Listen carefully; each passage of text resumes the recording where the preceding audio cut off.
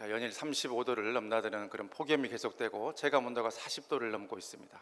그래서 제가 우리 치유하는 교회 역사 이래로 이렇게 부채질을 많이 하시는 분이 있는 예배는 처음 보는 것 같습니다. 이제 너무 더우니까 우리 교회 에어컨 시스템이 커버를 잘 못하는 것 같아요. 어쨌든지 설교가 그렇게 길지는 않을 거니까, 부채질하면은 또 에너지가 소모되니까 더 열이 나니까 이제 조금 하시고 이제 진정되면 말씀에 집중해서 들을 때 주신 예비하신 은혜가 있을 것으로 믿습니다. 이렇게 날이 더운데도 이게 저녁에 해가 뉘어 넘어갈 때쯤 이 지역을 다니다 보면은 또 신방을 가다 보면 변하지 않는 그런 풍경이 있습니다. 그것은 이제 개를 데리고 이렇게 산책하시는 분들의 그러한 모습이죠. 예전에는 이 개들도 그냥 가축의 일종으로 이렇게 생각을 했습니다. 그러다가 이제 애정을 주고 그 사랑을 주고 이렇게 함께 이렇게 즐거움을 위해서 사육하는 동물이라는 뜻으로 애완동물이라 이렇게 부르기 시작했어요. 그러다가 이제는 어떤 사람의 즐거움이나 쾌락을 위해서만 쓰는 것이 아니라 마치 친구처럼 동무처럼 함께 평생을 간다 해가지고 요즘은 무슨 동물이라고 부르나요? 반려동물이라고 불러요. 개의 수준이 많이 올라가 버렸어요. 근데 이렇게 이제 지난 6월에 KB 금융지주 경영연구소라고 하는 국민은행에 있는 그런 연구소에서 매년 발간하는 그런 보고서가 있는데 2023 한국 반려동물 보고서라고 하는 것을 냈어요.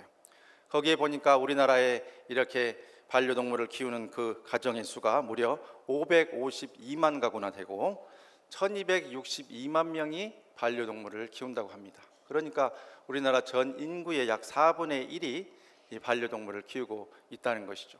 그 가운데서 가장 많이 키우는 것이 개인데 그 1위가 무엇이냐 하는 것을 말하고 있는데 약 25.9% 되는 분들이 바로 이 개를 키우고 있어요. 이 개는 외모로는 당할 수가 없는, 그리고 귀엽고 앙증맞고 털도 길면은 정말 그 외모에 있어서는 따라올 개가 없는 말티즈라고 하는 그러한 개입니다. 근데 이 개는 또 한 성깔 하는 그런 개예요. 그래서 이 말티즈는 이렇게 참지 않기라는 그런 그 말이 회자되고 있어요. 강영욱 씨가 유튜브에서 말티즈란 견종을 소개하면서 이 자막으로 처리되었던 그러한 표현인데, 이 개가 이렇게 한 성깔 한다는 것을 나타내는 것이죠. 예를 들면 똑같은 상황에 다른 개들은 이렇게 하고 있으면 얘는 이렇게 성깔이 있다는 거예요, 말티즈가. 이렇게. 그런데 그 다음 이제 2등으로는 이제 말티즈와 상대적으로 참 조용하고 얌전한 그런 개가 있어요. 이 개는 털도 잘 안 빠지고 또 똑똑하기로 이루 말할 수가 없어요. 너무 빨리 나와버렸어요, 제가. 급한가 봐요, 성격이 쟤는.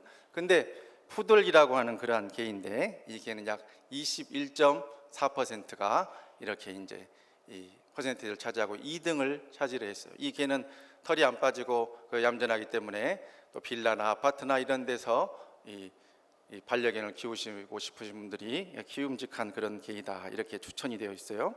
그 다음으로는 이 3위는 20.3%가 이렇게 키우는 개인데 이 개들의 좋은 특징만을 이렇게 모아서 우성의 인자를 받아서 유전자가 아주 좋은 그런 개들인데 예전 말로 이 잡종이고 요즘 말로 믹스견이라고 하는 이런 개예요. 믹스견. 저 개는 포메프라고 하는데 포메라니언과 그리고 푸들이 합쳐진 그런 개라고 그래요. 이렇게 수명이 길고 개성이 또 있기 때문에 또 이런 소위 믹스견을 좋아하는 그 퍼센테이지가 20.3%로 3위를 기록했다고 합니다. 그런데 이제 최근 들어서 약 한 3년 전부터 우리나라에 새로운 견종이 나타났어요.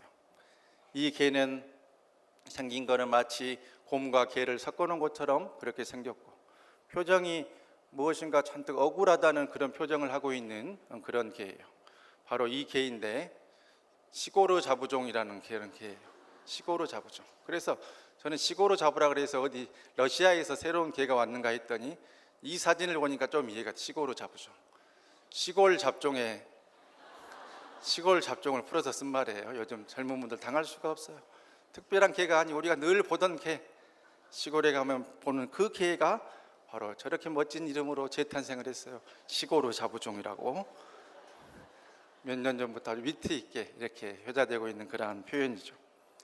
이제 반려견을 키우고 늘 산책하던 한 집사님과 대화를 나눈 적이 있는데, 인터넷에서 이런 글을 봤는데 그 뒤로 산책할 때마다 본인 스스로 막 키득키득 웃는다는 거예요. 도대체 왜 그러시냐 했더니, 이제 자기가 이제 개하고 산책을 할 때 개 뒤에서 걸으면 왠지 개보다 못한 X라는 말이 생각이 나고, 또 개 앞에서 걸으면 개보다 더한 X란 말이 생각이 나고, 또 개하고 옆에 함께 같이 걸으면 개 땡땡땡이란 말이 생각이 나서 혼자 그렇게 웃는다는 거예요. 그래서 아니 그러시면은 뭐 그렇게 이상한 말이 생각나고 하면 산책을 안 하면 되지 않느냐 했더니 또 그것은 아니래요. 또 그 시간이 자신의 하루의 삶을 되돌아보고 힐링하는 그런 시간이기 때문에 너무나도 소중하고 귀하다, 그런 말씀을 하셨어요.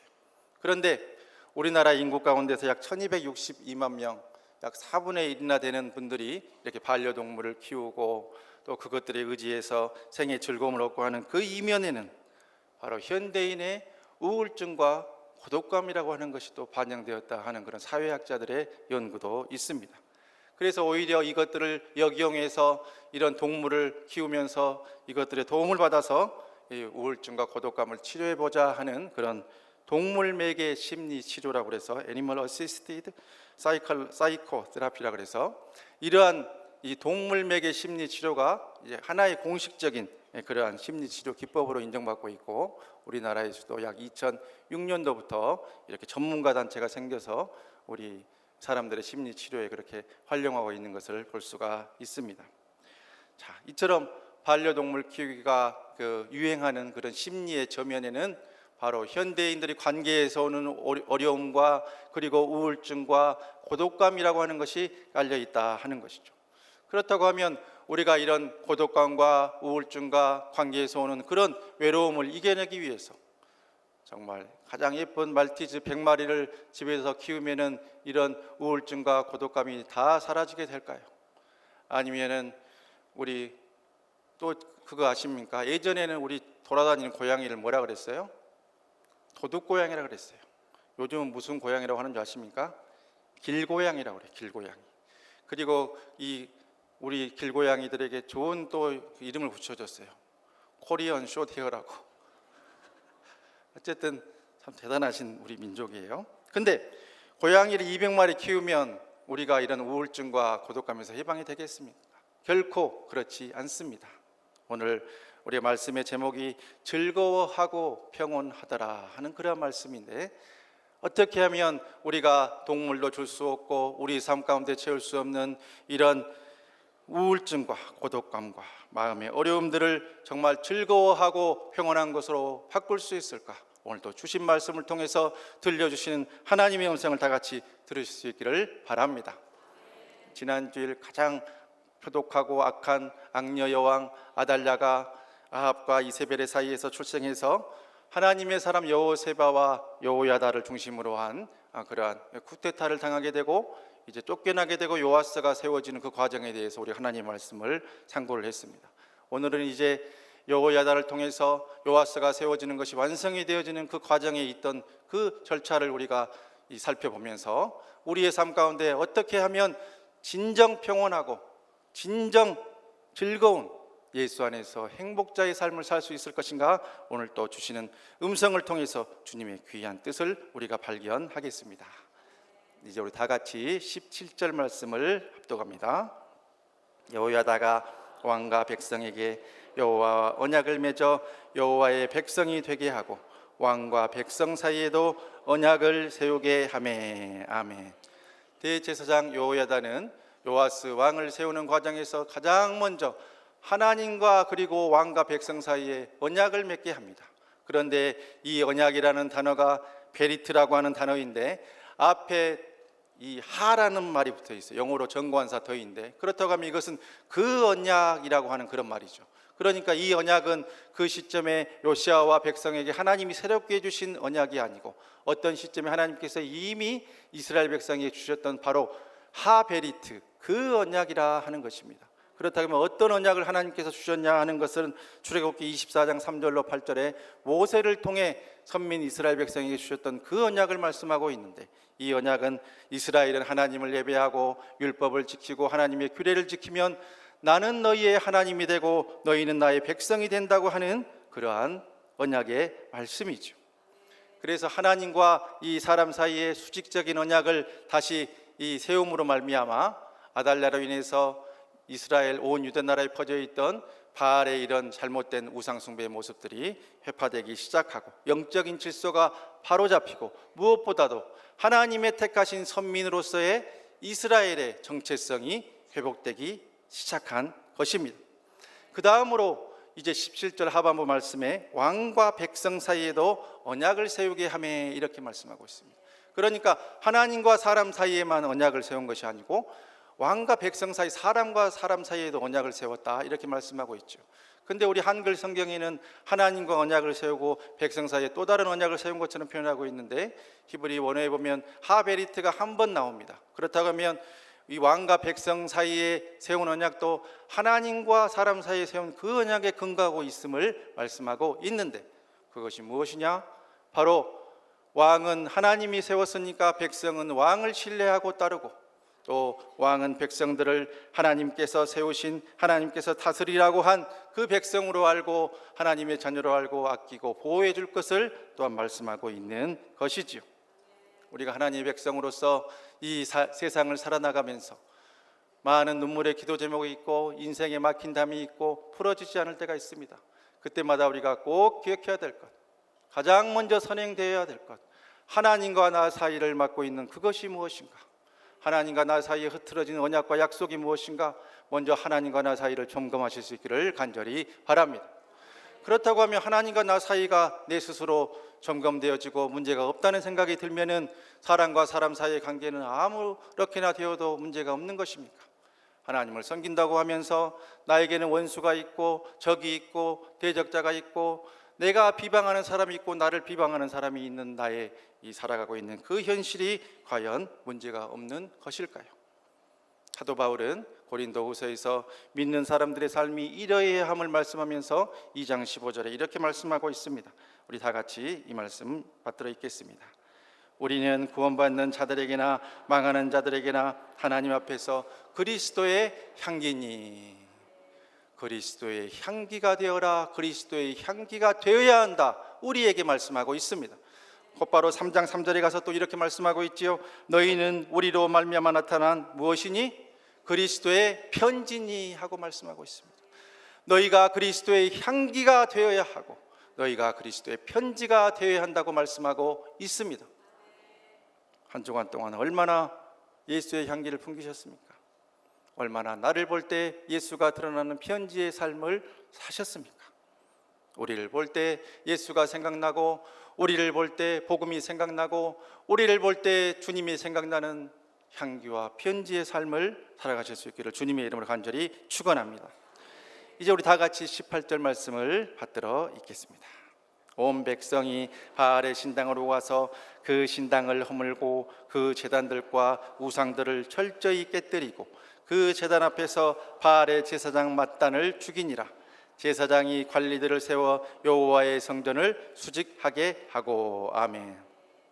가장 악한 왕 아합과 가장 악한 왕비 이세벨과 그 사이에서 태어난 이 딸리는 여자 아달랴가 바알 숭배의 현장으로 이 나라를 오염시키고 영적으로 다 흐트러 놓은 그 상태에서 이 제사장 여호야다와 백성들이 했던 그 일 가운데 그 바알의 신당을 찾아가서 허물기 시작했다 이렇게 말씀하고 있습니다.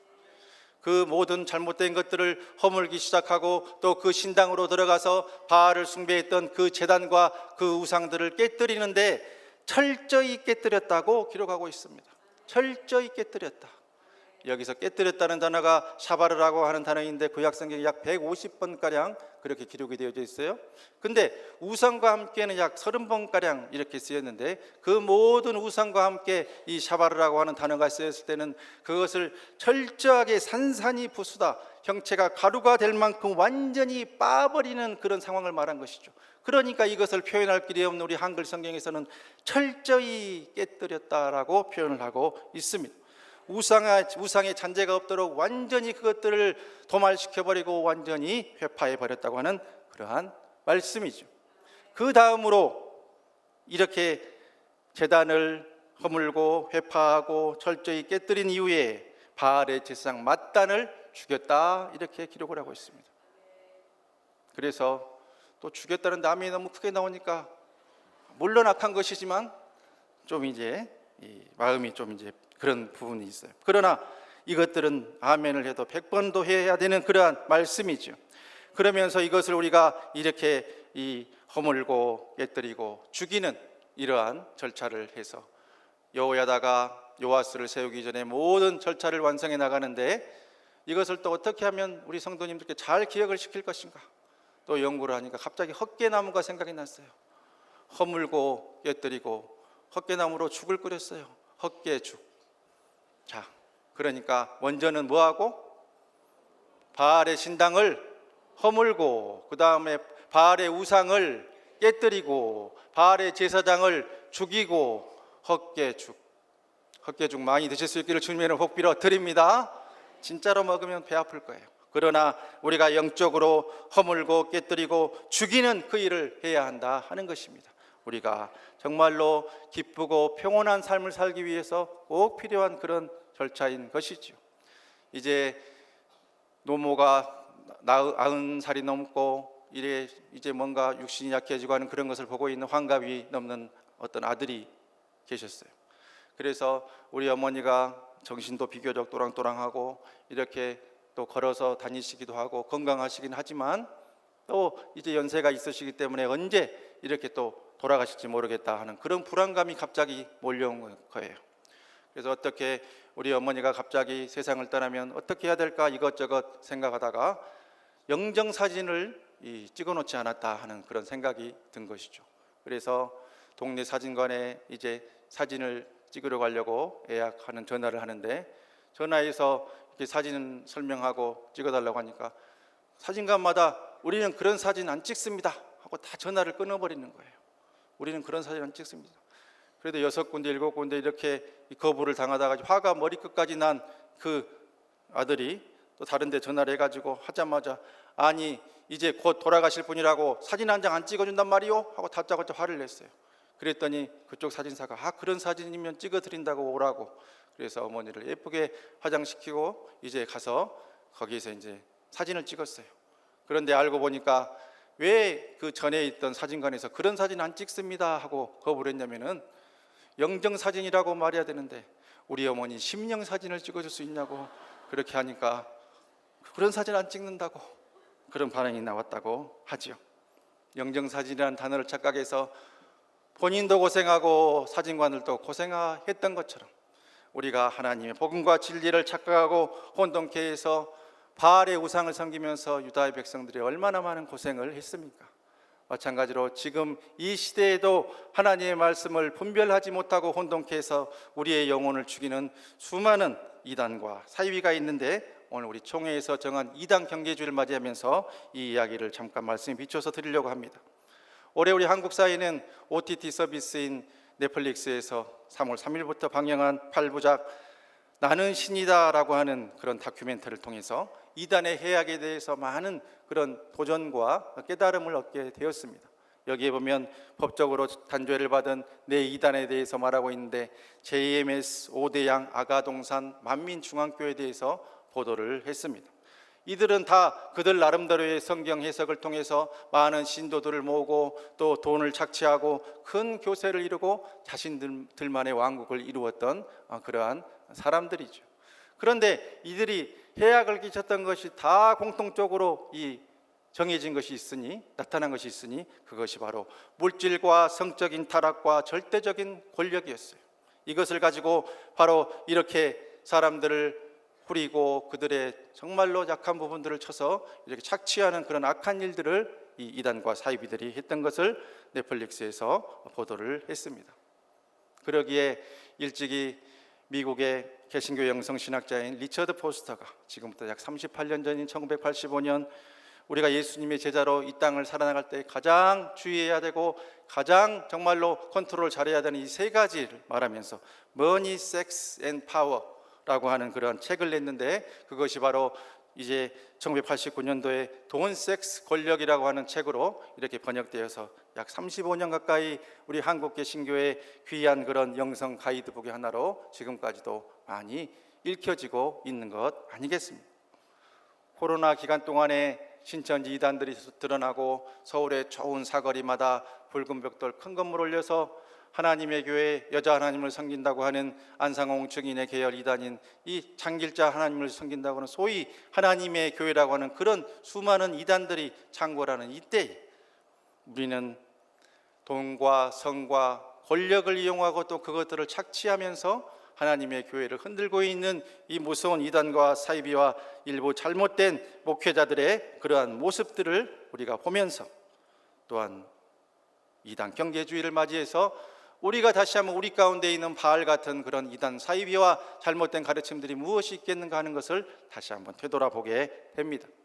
말씀을 준비하면서 미국 남침례교회에서 복음지역 교단에서 신학을 하고 안수를 받고 미국 하버드 대학에서 또한 비교 종교학으로 신학 박사 학위를 하고 미국 오클라호마 대학에서 비교 종교학 교수를 했던 찰스 킴볼 교수님이 쓴 When Religion Becomes Evil이라고 해서 종교가 사악해질 때라는 책을 이전에 읽었던 기억이 났습니다. 이 책이 이제 3년 전에 종교가 사악해질 때라는 제목으로 이제 우리말로도 번역이 되었습니다만은 여기에서 킴볼 목사님은 타락한 종교와 타락한 집단, 종교 집단이 가지게 되는 5가지 특징에 대해서 말씀을 하고 있습니다.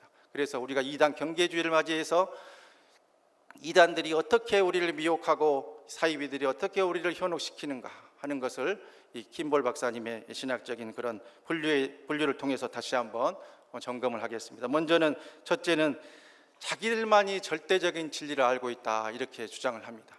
이단들은 자의적인 해석을 통해서 남들은 모르고 다른 교회는 모르는데 우리의 교주가 또 우리가 믿는 그런 우리가 가지고 있는 그 경전에서 하나님의 세계를 가장 정확히 알고 있고 남들이 모르는 것을 자기들만 알고 있다 이렇게 주장을 하지요. 그런데 IQ 200도 안 되는 머리로 피조물인 우리가 어떻게 창조주 하나님의 세계를 다 알고 어떻게 2000년 기독교 역사 가운데 모르는 진리를 이만희나 문선명이나 박태선이나 정명석이나 그런 사람들한테만 하나님이 알려줬단 말입니까?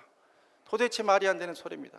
그리고 아무개 기도원의 아무개 목사한테는 왜 알려줬는데 왜 2000년 기독교 신학자의 그 위대한 신학자들한테는 안 알려줬단 말입니까? 도대체 말이 안 되는 소리고 어불성설의 소리죠. 자기들만이 절대적 진리를 알고 있다. 주의하십시오. 그 다음으로는 두 번째는 맹목적인 복종을 요구합니다. 이단 사이비들과 잘못된 가르침을 하는 자들은 맹목적인 가르침을 요구해요. 아무 생각하지 말고 따르라고 합니다. 신도들이 생각하지 못하게 하고 합리적인 의문이나 반응을 억압하고 억제해요. 그래서 수많은 이단들이 성을 착취하고 이렇게 어려움에 처하게 할 때도 이것은 성폭행이 아니고 하나님이 너를 사랑해서 하나님의 사랑을 입는 것이다 이런 식으로 그들을 이렇게 따르게 하고 맹목적인 복종으로 그들을 가스라이팅하고 그루밍하는 것이지요. 이에 대해서 우리 김볼 박사님은 자신의 친구 존 매트러스라고 한 사람이 했던 말을 인용을 합니다. If God didn't want me to think, why did He give me a brain? 만일 하나님이 내가 생각하는 것을 원하지 않는다면 왜 나에게 뇌를 주셨을까? 라는 질문을 했다 그래요. 하나님이 우리에게 생각하지 말라고 했다면은 그냥 바보를 만들고 IQ를 2자리로 만들고 1자리로 만들면 되지. 왜 IQ를 3자리를 주고 2뇌를 주고 생각하게 했겠냐? 왜 자유의지를 주셨겠냐는 말입니다. 인터넷이나 이단들이나 사이비들이나 또 어떤 목사라고 그래도 자기 마음대로 자의적으로 해석하고 소위 영해라고 해서 성경을 자기 마음대로 해석해서 성도들을 가스라이팅하고 그루밍하고 하는 맹목적인 복종을 요구한다면 이제는 생각하십시오. 주님이 주신 두뇌로 판단하십시오. 하나님의 복음과 십자가에 비춰서 아니라고 한다면 돌아서십시오. 하나님께서는 우리에게 그것을 말씀하고 계십니다. 그 다음으로 이단과 사이비들은 또 어떤 것을 주장을 하느냐? 자신들만의 이상적인 시대가 있다고 말합니다. 이상적인 환경으로 예를 들면 우리 이 자신들의 종교를 따르고 자신들의 이 교리를 따르는 사람들만이 14만 4천에 들어서 구원받고 다른 교회나 다른 데 있는 사람들은 다 망해버린다는 이런 말들을 하게 된다는 것이죠. 이런 것들이 다 위험한 것들입니다. 그 다음 네 번째는 모든 수단을 정당화합니다. 사회적 통념이나 상식에 반해서 자신들이 하고 있는 것만이 다 맞다고 주장을 하는 것입니다. 예를 들면 여호와의 증인이 수혈을 거부해서 이제 치료받지 못하고 죽는 그런 신도들이 있는 것, 이런 것들이 바로 이런 단적인 좋은 그런 예라고 할 수 있겠죠. 그 다음으로 소위 거룩한 전쟁을 선포해서 사람들 사이를 나누게 하고 테러를 하게 하고 분열을 일으킵니다.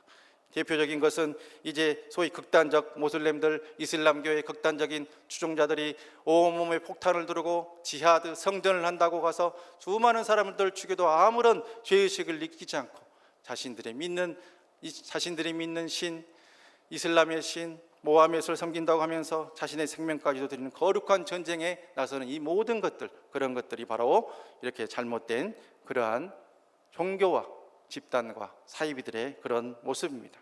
혹시라도 여러분이나 여러분의 친지 중에서 이런 가르침을 하고 이러한 잘못된 그런 악한 특성을 가진 어떤 종교 집단에 속했다고 한다면 빨리 벗어나오게 말씀하시고, 그곳은 결코 하나님의 복음이 역사하는 곳이 아님을 기억하실 수 있기를 바랍니다. 우리는 이렇게 하나님으로부터 우리를 멀어지게 하고 복음을 혼돈케 하는 그 모든 것들을 허물고 깨뜨리고 죽여야 합니다. 그래야만 예수 안에서 우리가 진정 즐거워하고 평온하고 하는 행복한 삶을 누릴 수 있게 됩니다. 하나님께서는 우리 삶에 하나님으로부터 오는 것을 막고 하나님으로부터 오는 것을 혼돈케 하는 모든 이런 악한 것들을 우리가 허물고 깨뜨리고 죽일 것을 말씀하시고, 그런 자들에게 우리에게 참으로 아름다운 예수 안에서 행복을 누릴 수 있는 것을 예비해 놓고 계십니다. 이제 우리 다 같이 19절에서 20절 상반절까지를 읽도록 하겠습니다. 또 백부장들과 가릿사람과 호위병과 온 백성을 거느리고 왕을 인도하여 여호와의 성전에서 내려와 호위병의 문길을 통하여 왕궁에 이르매 그가 왕의 왕자에 앉으니 온 백성이 즐거워하고 온 성이 평온하더라. 아멘. 하나님과 사람의 바른 관계를, 수직적인 관계를 언약으로 회복하고, 사람과 사람 사이의 관계를 수평적인 관계를 회복하고, 그리고 모든 우상들을 허물고 깨뜨리고 죽이는 그 모든 일이 있는 후에 이제 이 여호야다는 요아스를 데려다가 왕자의 안침으로 이 모든 것들을 완성을 합니다. 원래 그 자리는 요아스 왕이 있어야 될 자리였습니다. 다윗의 씨앗이 있어야 될 자리였지요. 그러나 악한 사탄의 그런 음모를 받은 아달랴가 달려들어서 6년 7년간 동안 나라의 질서를 다 깨뜨리고 우상을 숭배하도록 만든 것 아니겠습니까? 그러나 있어야 될 자리에 왕이 감으로 말미암아 그 나라가 어떻게 되었냐는 것을 20절 상반절에 말씀하고 있는데, 온 백성이 즐거워하고 온 성이 평온하더라 말씀합니다. 있어야 할 자리에 있어야 되는데, 왕이 있어야 될 자리에 있어야 되는데 여러분의 삶은 어떠하십니까? 여러분의 삶의 주인이신, 삶의 왕이신 예수님을, 십자가를, 복음을 얼마나 마음속에 중심에 모시고 계십니까? 예수로 인해서 받는 참 즐거움과 평온이 얼마나 마음속에 있으십니까?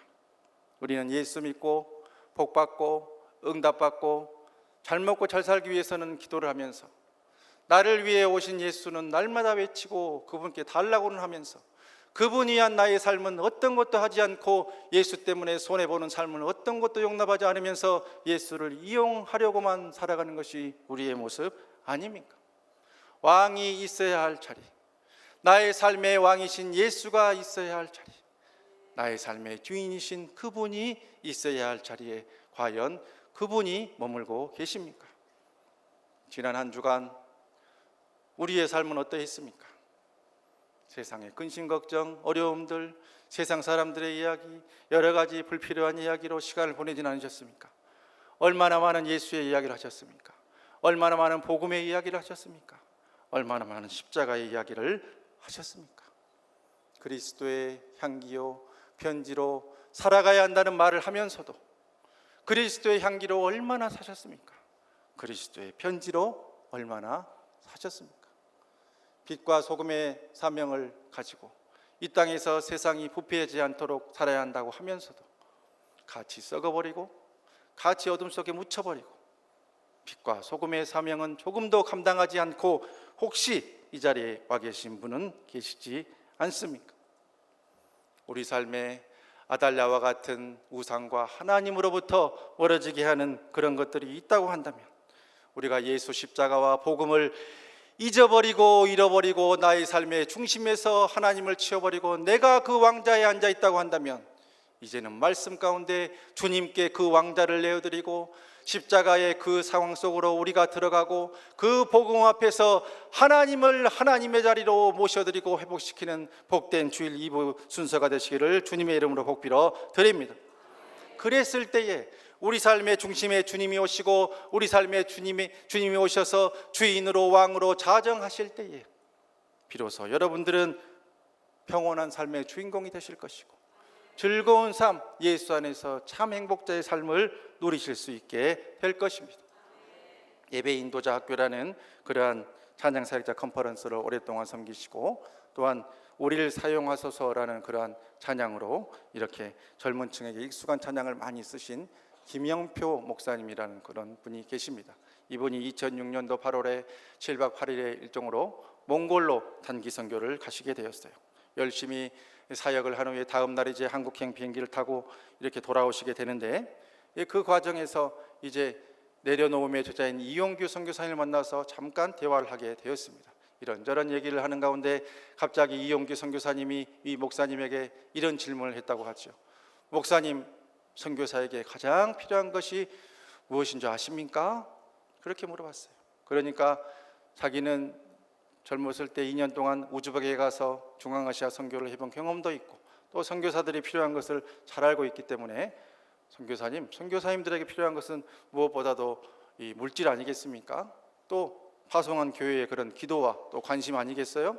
또 이렇게 저희처럼 와서 한 번씩 도와드리고 또 기도와 물질과 사역으로 섬겨드리는 그런 단기 선교팀들도 많이 필요하겠죠. 이 정도 수준에서 그렇게 대화를 했다고 하지요. 그런데 그때 이용규 선교사님이 이렇게 김영표 목사님께 이야기를 했습니다.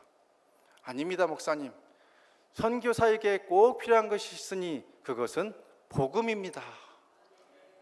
그것은 복음입니다 라고 말하는데, 아니, 선교사라고 한다면 자신의 젊음과 물질과 가정과 모든 것을 평겨치고 젊음과 모든 시간을 평생을 하나님께 드리겠다고 이렇게 자원해서 전 세계의 오지에 가서 복음을 전하고 있는 분들인데, 그런 분들에게 가장 필요한 것이 복음이라니, 그 말이 선교사에게 가장 필요한 것이 복음이라는 그 말이 마음에 꽂혀서 그분은 한국에 와서도 계속 그 말씀을 붙들고 기도하고 마음속에 부담을 가지면서 이렇게 시간을 보내고 있는 가운데, 어느 주일 아침에 이제 그 선교사에게 필요한 것이 복음이라는 그 말을 품고 기도하는 가운데 하나님께서 악상과 가사를 주셨으니 그것이 바로 오늘 우리가 결단성으로 찬양하게 되는 다시 복음 앞에라고 하는 그러한 찬양입니다.